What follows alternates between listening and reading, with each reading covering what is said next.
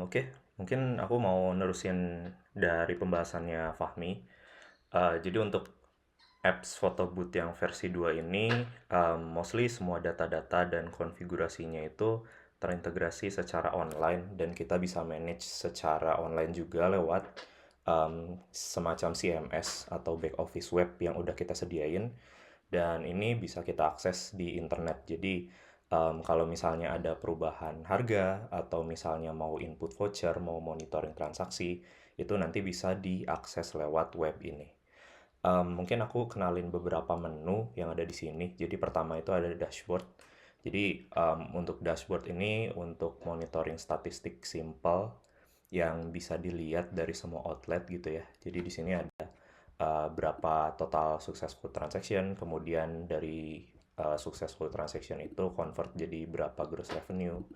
Kita bisa lihat juga jumlah outletnya ada berapa, dan kita bisa pilih juga gitu kalau misalnya kita punya beberapa outlet atau beberapa booth, kita bisa filter mana statistik yang pengen kita lihat dan berdasarkan date range-nya juga. Kemudian di menu outlet ini kita bisa lihat outlet-outlet kita atau booth punya kita itu ada berapa, dan di tiap booth itu nanti dia punya license code-nya masing-masing. Mungkin seperti yang udah di-mention sama Fahmi, jadi license code ini dia itu unik per outlet dan itu bakal dipakai untuk masuk ke aplikasi photo booth desktopnya gitu. Jadi ketika dibuka pertama kali, dia akan minta license key atau license code kayak gini, jadi kita perlu masukin license code-nya terlebih dahulu. Tapi proses ini hanya one time aja. Jadi kalau misalnya kita udah masukin license code-nya, harusnya untuk berikutnya dia nggak minta license code lagi dan akan langsung masuk ke sini ketika si aplikasinya udah dibuka. Kemudian dari tiap outlet ini kita bisa lihat detailnya. Jadi untuk detail dari masing-masing outletnya itu nanti akan ada configuration.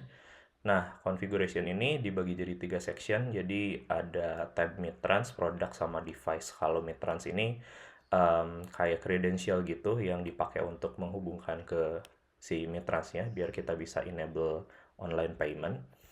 Untuk di bagian produk nanti ada field price. Nah, ini untuk setting harganya.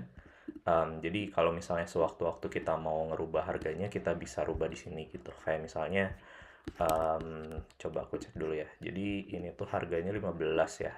Nah, kalau misalnya kita mau ngerubah harganya, let's say kita rubah jadi 20 rupiah gitu ya. 20 rupiah, nanti kita tinggal klik save changes saja. Nah, kalau dia udah balik lagi, nanti harusnya harganya udah berubah. Tapi di desktopnya ini perlu satu step untuk ngesinkron harganya. Jadi kita perlu masuk ke dalam si setting em, aplikasi desktopnya, ada di pojok kiri atas ini.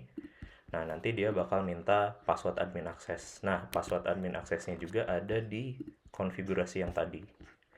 Jadi di konfigurasi outletnya itu bakal ada tab device. Nah, di sini ada dua field, ada admin password sama ada DSLR boot API password. Untuk password yang tadi, admin access ini kita dapatnya dari admin password ini. Jadi kalau misalnya kita mau akses admin menunya, itu bisa pakai password yang admin password ini. Dan ini juga bisa dirubah-rubah gitu. Ini misalnya karena udah di set admin 123, jadi kita masukin admin 123 untuk admin aksesnya. Kita unlock. Nah, nanti muncul menu simpel aja sih sebenarnya. Ini bisa kita lihat ada dua tombol ya, ada exit full screen sama sync config. Nah, sync config itu digunakan kalau misalnya ada perubahan konfigurasi dari outletnya gitu. Misalnya tadi kan kita ngerubah harga, atau misalnya sewaktu-waktu kita ngerubah admin passwordnya. Nah, itu perlu dilakukan yang namanya sinkronisasi config.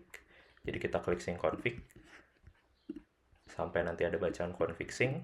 Nah, nanti kalau kita close dan balik lagi, kita bakal bisa lihat harganya udah ke-update gitu.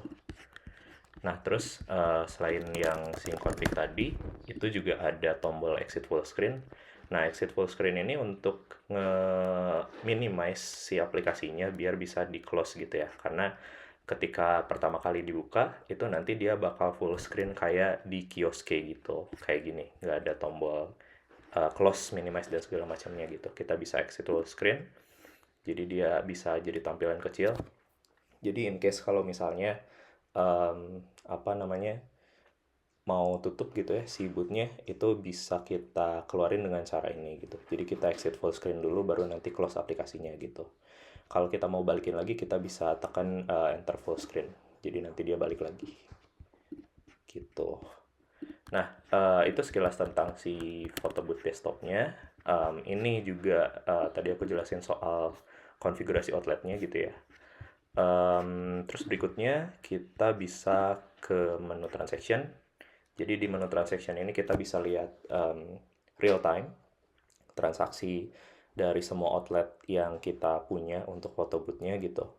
Jadi nanti di sini bisa kelihatan transaction ID, kemudian ada tanggalnya, terus terjadi di outlet mana, harganya berapa, kemudian kalau misalnya dia pakai voucher code-nya voucher code apa, statusnya gimana dan segala macamnya gitu.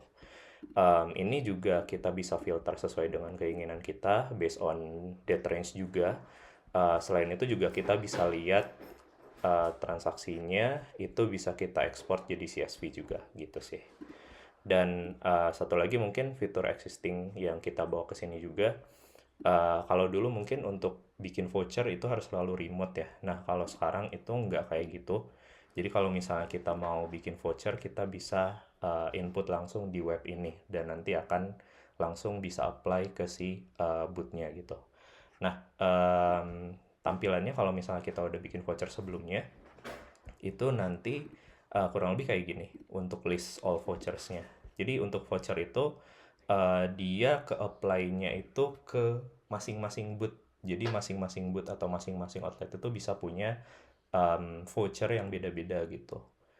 Nah, untuk konfigurasi dari si vouchernya, kayak diskon dan segala macamnya, itu sama, kurang lebih sama kayak yang existing sih. Jadi, aku mungkin bakal coba contohin ya, gimana cara bikin vouchernya. Misalnya, kita akan bikin voucher, kita klik create voucher. Nah, di sini ada dua cara, ada tiga cara sebetulnya. Cuman ketika kita klik create voucher ini bakal ada dua. Yang pertama itu manual code, itu artinya kita nginputin sendiri si voucher code-nya itu. Dan yang kedua itu auto generate. Nah, kalau auto generate si sistemnya itu akan ngegenerate random voucher code-nya. Tapi kita bisa tentuin juga, misalnya kita pengen voucher code-nya itu pakai prefix apa gitu. Misalnya kayak gini vegan. Nah, nanti dia akan diawali sama vegan untuk si vouchernya. Dan nanti untuk apa panjang digit voucher code-nya juga bisa kita atur gitu. Ini mungkin coba aku contohin yang auto generate ya. Misalnya gen gitu ya, dan lengthnya 8. Terus quantity ini jadi berapa banyak voucher yang mau aku generate. Jadi contoh misalnya aku mau bikin 5, dan karena tadi si voucher itu dia di mapnya itu per outlet atau per booth, jadi kita perlu pilihin si bootnya yang akan di inputin voucher code ini tuh yang mana gitu. Tadi aku pakai bootnya atau outletnya itu yang New Boot Pro, jadi aku pilih itu. Dan untuk apa ya, eligibility-nya gitu ya, untuk tipe diskonnya ini ada dua metode. Jadi ada fixed amount sama ada percentage. Kalau fixed amount itu berarti potongan fix dalam nominal rupiah gitu. Jadi kalau misalnya kita pilih fixed amount, kita tinggal masukin diskonnya itu berapa dalam jumlah rupiah gitu. Misal 10.000, jadi kita masukin kayak gini.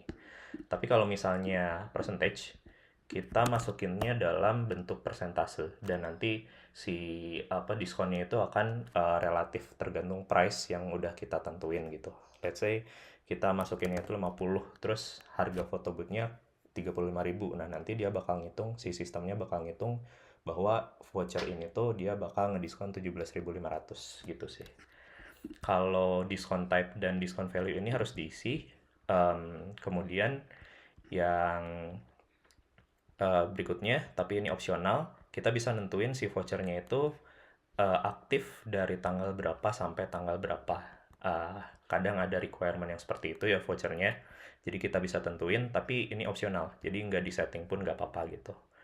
Terus usage limitnya atau stoknya ini, jadi berapa kali si voucher code-nya itu bisa dipakai gitu. Let's say misalnya karena ini 5 voucher code unik gitu ya, jadi kita set satu. Ketika kita set stoknya itu satu, jadi nanti voucher code-nya yang di generate ini cuma bisa dipakai sekali aja.